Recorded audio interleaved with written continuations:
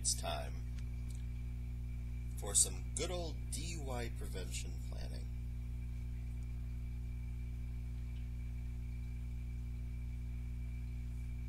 Here's the thing. Over the last 20 plus years, worked thousands of people.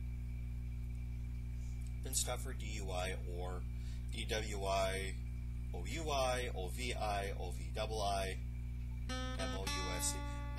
Whatever acronym it is. Some states, of course, have the kind of they have drinking and driving, and then they have drinking and driving light. You know, like the diet, less filling DUI, or driving while impaired as opposed to driving while intoxicated. But you know, dealing with legal semantics, that would just give me a headache, and I don't really want to have a headache right now, so I'm not going to worry about any of that. Let's just talk about what to do afterwards. How is the person going to prevent this again?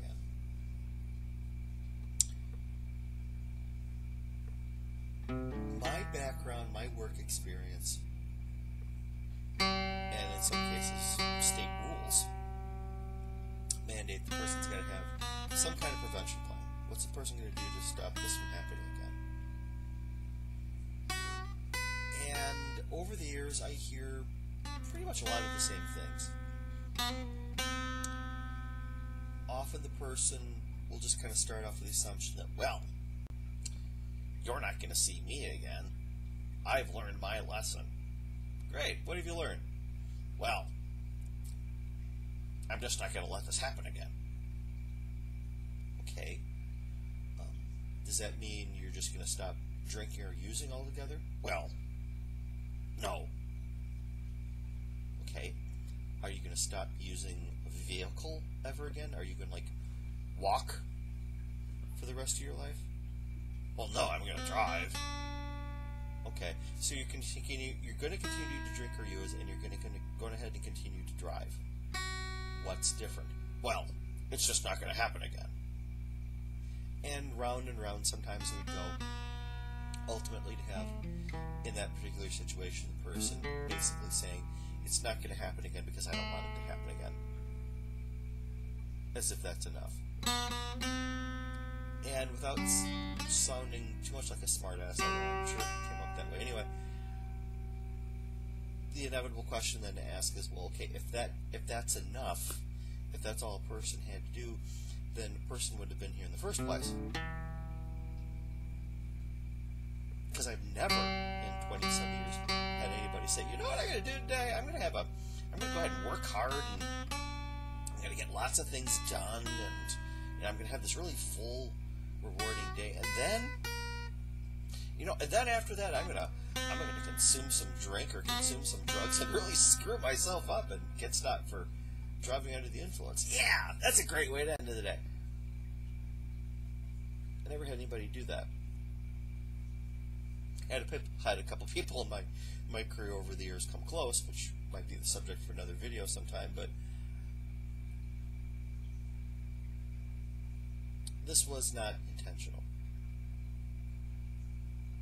So the first thing the person's got to understand is that things happen that they did not intend to have happen.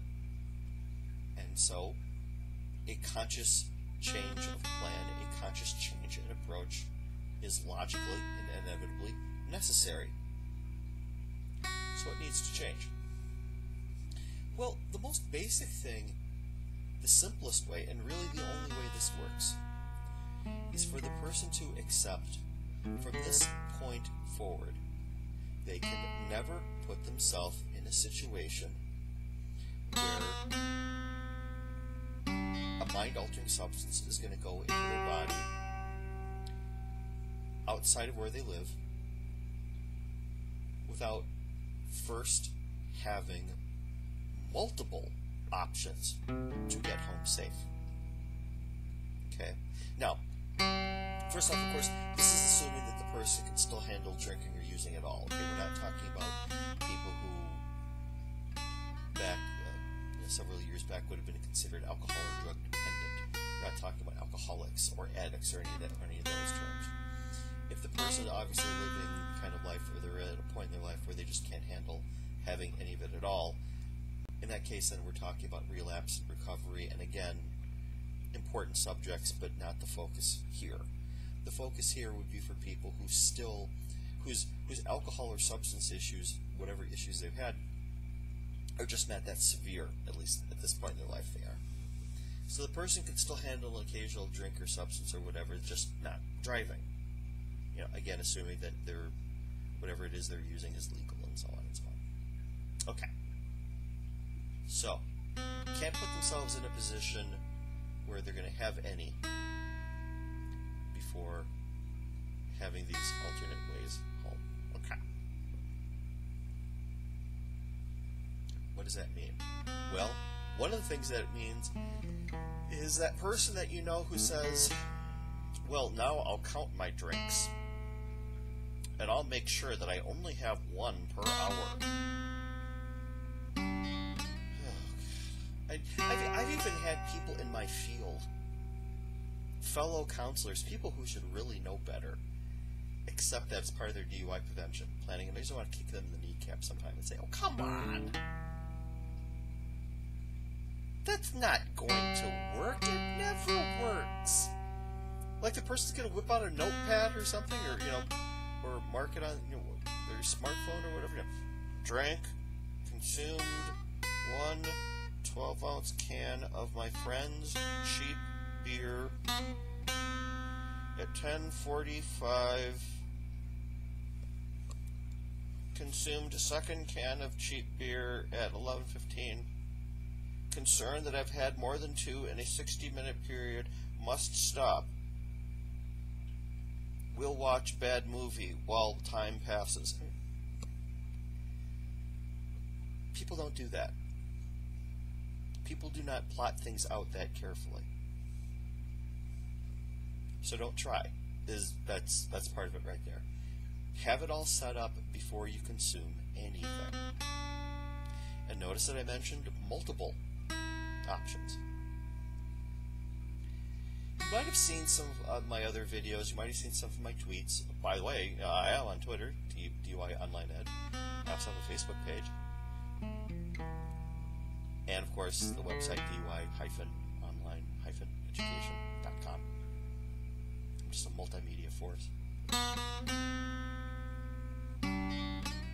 You might have seen that I've mentioned in the past about a couple stories, designated driver stories. But, as God is my witness, everything that I've mentioned over the years actually happens. But I'll explain what I've talked about, then I'll go over some of those stories again. One of the most obvious options for a safe ride home is to have a designated driver. We've all heard that phrase. But I want to make sure that we kind of take it out and polish it up and make sure everybody's on the same page here. The designated driver is not the person who drinks the least. The designated driver is not the one who just takes one hit while everybody else finishes at the pipe or the bong, okay?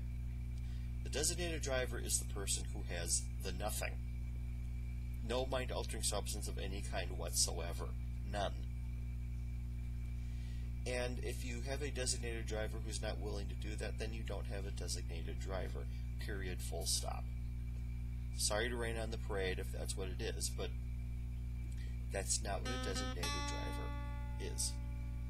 Designated driver's got to stay away from everything and make that commitment. Now, having said that, it is then sometimes hard to kind of recruit a designated driver.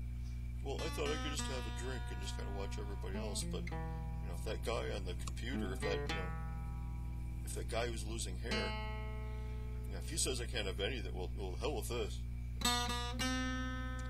Well, this is something they don't really talk about much in DUI class, but sometimes designated drivers can be bought. They can be bribed. Okay. Let's see. Among the more popular options over the years, the buddies are all going out. Designated driver. Let's see. Among the incentives have been designated driver not just gets paid gas for that one trip. Designated driver gets a full tank. Designated driver gets costs and then some. Okay? Designated driver will profit, not just break even from this night of abstinence. Speaking of abstinence, sometimes the other people in the party will agree that they are essentially playing wingman. The designated driver gets to take the lead and decide what man or woman or both, if they're broad-minded or just kind of feeling frisky, designated driver gets their pick. Because hey, sometimes you go to a party or club where somebody really likes the designated D. Oh, you're being responsible. Okay, whatever. But sometimes that's what works. Everybody else steps back and the DD gets their choice. Sometimes they get the meal paid for.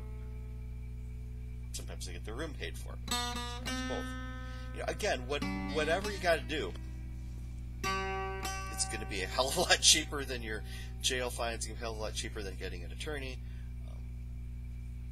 Not as cheap as I am, because I am reasonably priced, but still, you don't really want to go through all this. So, yeah, pool whatever resources are together and get that DD. Make it stick.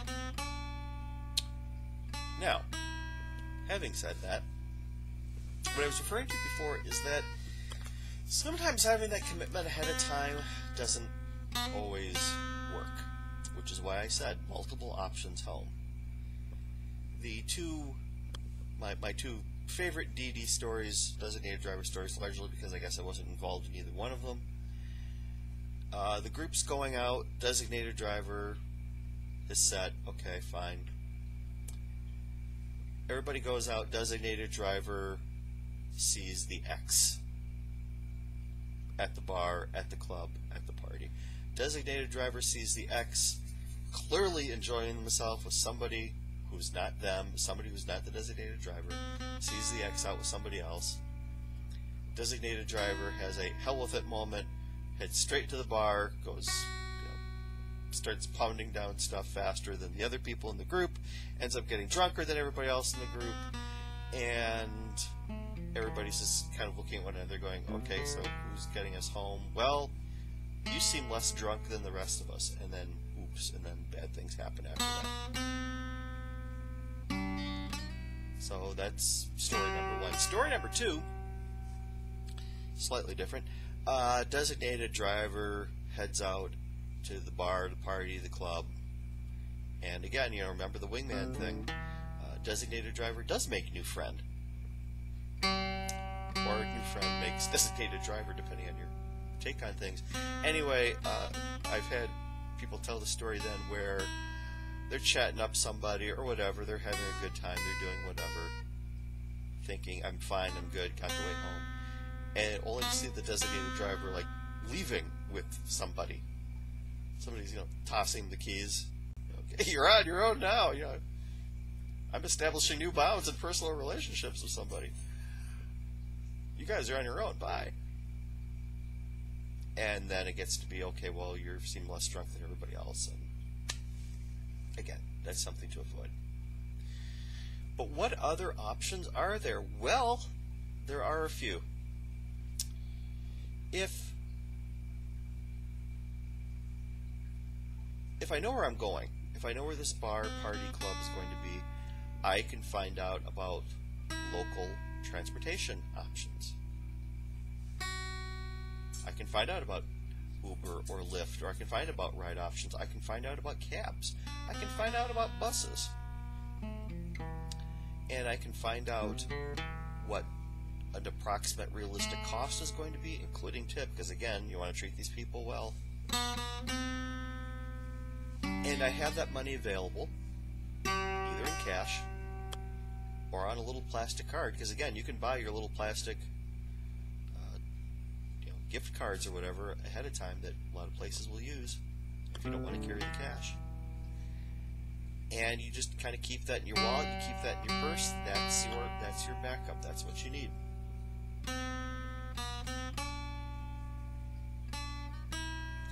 Person says, okay, I can do that. I can look that up if I need it at my party. I can use my smartphone.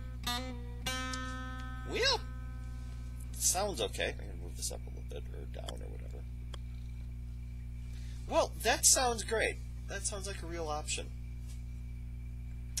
Except, let's think about this for a second. Do you think it's realistic that if you're drunk enough to need a ride home, that you might be drunk enough to at least temporarily misplace your phone? Or it ends up in the toilet, or it ends up in your coat, but somebody took your coat because it looked like their coat, so they've got your phone, or something.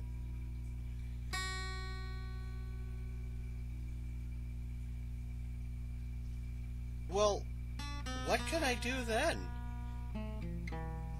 Well, once upon a time, when we needed to remember a telephone number or to have options available, we used what they called paper and a pencil. Pencil. It's something that we had back then, 500 years ago. Yep. Or pen, whatever. I can actually write down numbers ahead of time. That's a thought. I can write down these numbers, and again, at a party or club or whatever, I can probably find somebody else's phone to use. Definitely if I'm at a bar or club. If the people at the bar or the club have any common sense whatsoever, they're thinking, let person use phone, or leave them on their own, be exposed to a dram shop DUI lawsuit. Here's the phone. Being able to use it shouldn't be a huge problem. And you've got things set up ahead of time. What about family members and friends? Okay, well, again, good to have on the list. They can be a good second or third option. Probably more likely third. Because there are, of course, people out there who will say, oh, just go ahead and call. I'll give you a ride home. And sometimes people mean that. And sometimes it's the kind of vague, well, I mean well, so I'll just go ahead and say this with the understanding that you're never actually going to take me up on it. Don't let that happen. Find out ahead of time if you're going to have any kind of social life. Who's serious about it, who's not, what their schedule is going to be. Because again, maybe the person's well-intentioned, they're just not available because they've got a social life of their own. They're doing something else that night. Okay. Mom and Dad will come get me, but realistically, late at night, with the weather conditions that they are, whatever, realistically, they have a radius of X number of miles, or whatever, or X number of blocks. There is nothing wrong at all with figuring this stuff out ahead of time, and again, maybe even writing some of this stuff down, keeping it in a wallet, keeping it in a purse.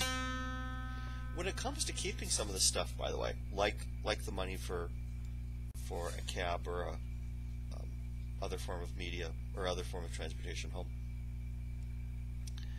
having these phone numbers available and keeping them together, I encouraged people in my groups over the years to kind of think of that as the same sort of thing that they would have in their wallet or purse if their evening plans went another direction, if you know what I mean. Look, I mean, in social interactions, maybe I'm being a little too dense here, but look, any kind of social interaction, sometimes it ends up having fun with somebody.